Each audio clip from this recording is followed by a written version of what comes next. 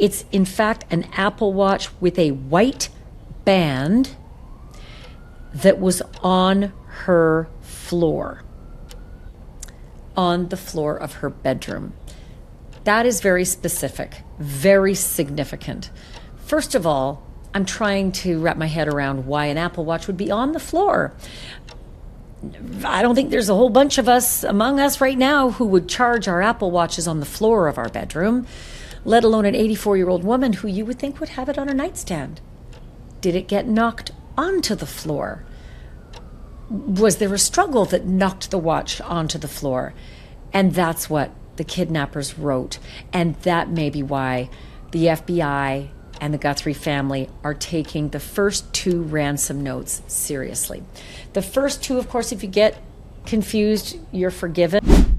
84 days into the search for Nancy Guthrie, investigators sat on a detail they never told the public, and it might be the single most damning clue in the entire case.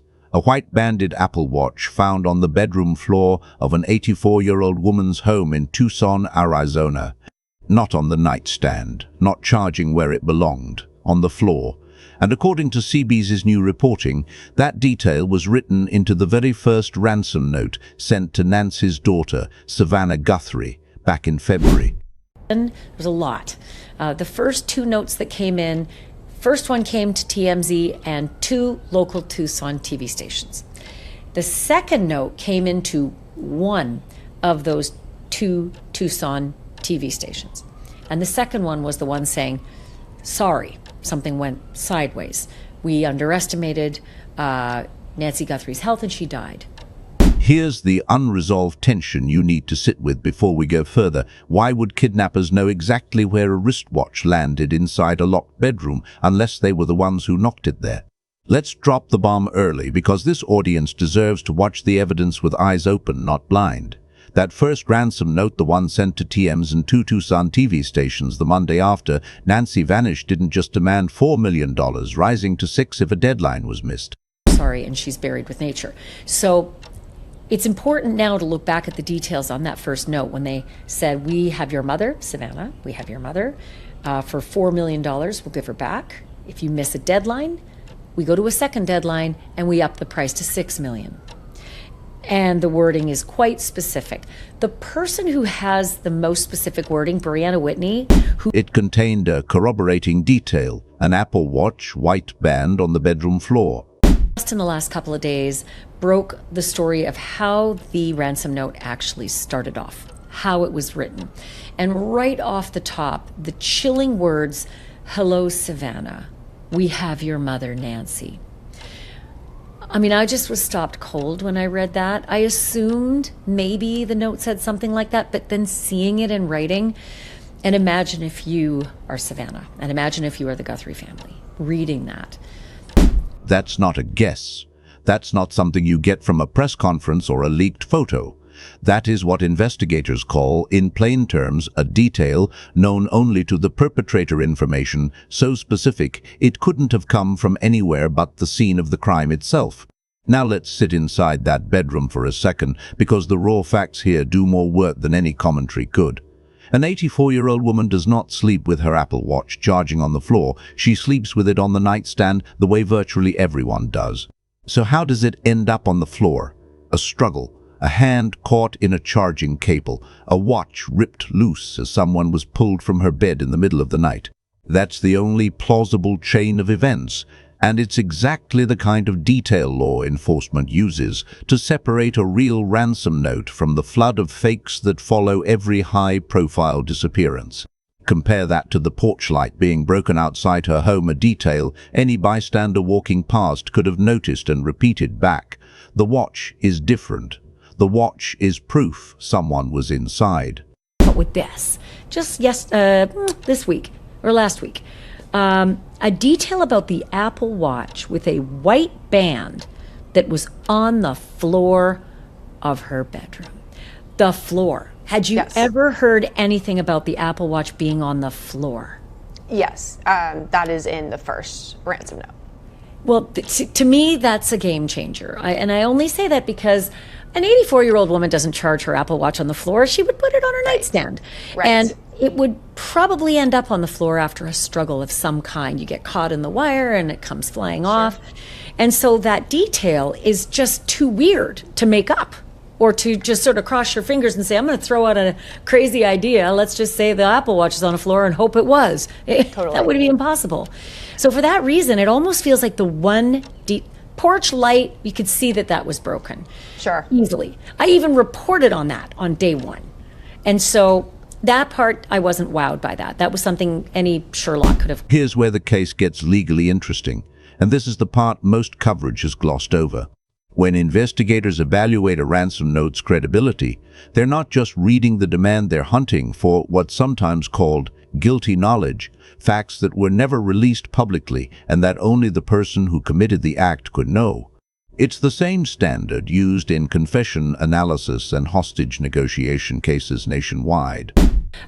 You said that the note, February 6th, said, quote, we never intended to hurt her in all of this. She perished shortly after she was taken. She was buried with nature. Nothing you could have done could have changed the outcome, and we are truly sorry. So let's go over a little bit of this.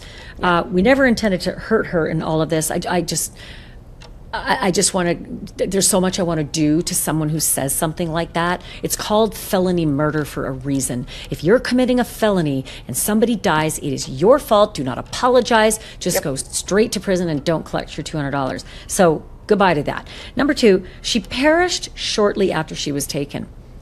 Who uses the word perished? So to me, these are written by somebody who's either foreign or doesn't have great English. They're bizarre. Perished. Another part that we didn't intend to hurt her. There was actually like two parts to that sentence that repeated itself. It basically said, we never intended to hurt her. That was not our intention. That was all in one sentence. So that's also weird. Yeah, buried in nature or buried with nature.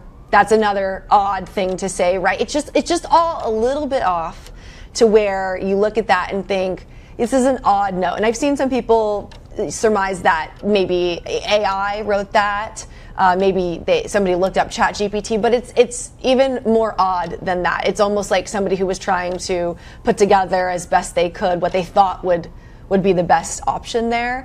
But the one thing that I absolutely am 1,000% certain of is that it said, we are truly sorry. And if the FBI has verified that this Apple Watch detail was never leaked to media or law enforcement bulletins before the note arrived, that single fact does more to authenticate the letter than any signature or Bitcoin wallet number could.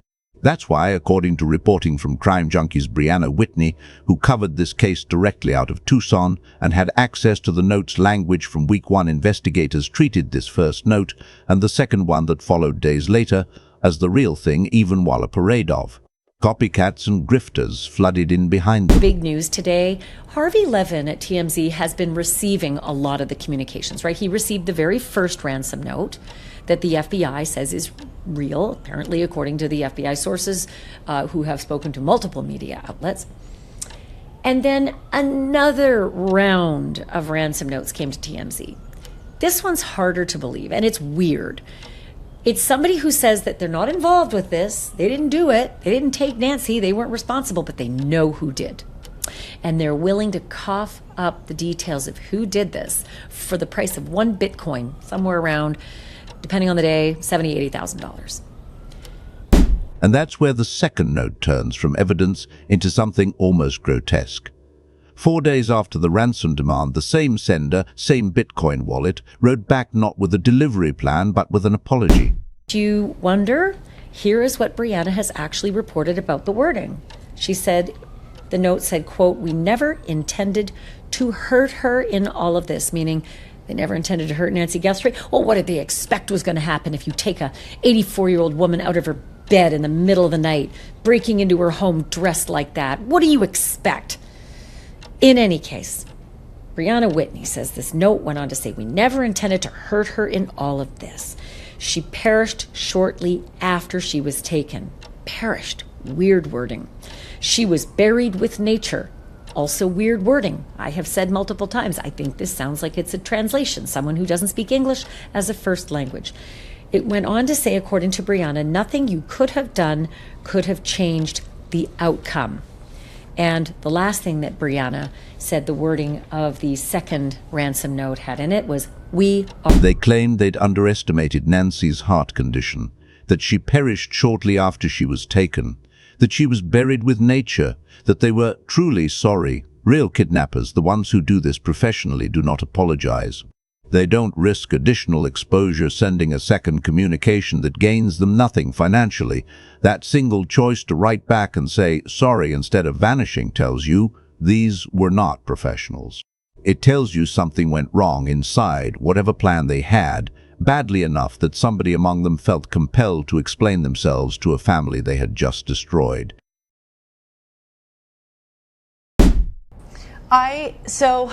I think that this was obviously some sort of financial plan, right? And I also think that given, and I know there's been reports on this, and this is true, can confirm this, that first note was addressed to Savannah. So that leads me to believe Nancy was a target of some sort, and likely they put two and two together because of Savannah. I think that there are probably multiple people involved in this, and I personally believe that whoever is writing those notes, if they are legit, is a different person than the person who is Porch Guy. I don't think that those two are the same. I think they were probably working together, but I don't believe that those are the same person writing those. I think that's one of the at least educated conclusions that I feel is true. Again, really none of us know anything when it comes down to it. Like, I always go back to that. I'm like, does anybody actually know anything here? We're all making educated guesses and waiting for more information. But I think that whoever wrote those notes didn't actually do the physical taking of Nancy and is kind of removed. So they're giving some sort of like, we're sorry, sorry this happened. Like, it was a quick note, like, didn't mean for that, so sorry about that. And then that was it, right? And I think that person's more removed than the actual abductor who took Nancy. So where does that leave us on day 149? It leaves us with a sheriff's department that still hasn't held a press conference since the first week of February. Did your source at that point say, like, at that point that was a belief, but then we changed? Like, where did that even end up? That didn't even change for weeks. In fact, he said, no, it's not different. That's where their thinking is. And if you think about it, when they seized the brother-in-law and Annie's car and kept it for almost 2 months, well past what reasonable search and seizure warrants will allow you under the Fourth Amendment, that's cause for, asking some questions. You got about 10 days till you got to return someone's stuff, unless you say it has evidentiary value. You got to go back to a judge and say, Judge, I want to keep this stuff because it has evidentiary value. And they kept it over 54 days. I lost track of the day they finally gave the car back. It was a couple months later, yeah. It leaves us with a Sheriff Nanos who, on the record, claimed multiple arrests have been made for fake ransom notes, when by every reporter's account, including the one who covered this story closer than anyone, there has been exactly one. Sheriff Nanos. Okay. I just have to report it because he's talking. And honest to God, he did an interview on Friday with a local radio outlet, KVOI AM, and he said he thinks that the two first notes are legitimate. We've heard that from Savannah Guthrie. We've heard from FBI contacts. They believe that the first two notes are genuine. But Sheriff Nanos says the FBI is handling the investigation. Quote, this is Nanos on KVOI. Those two, meaning those two notes, that someone believes may or may not have some legitimacy to them, and the FBI is working on that. I can't tell you much more than that because it would be inappropriate as it's ongoing.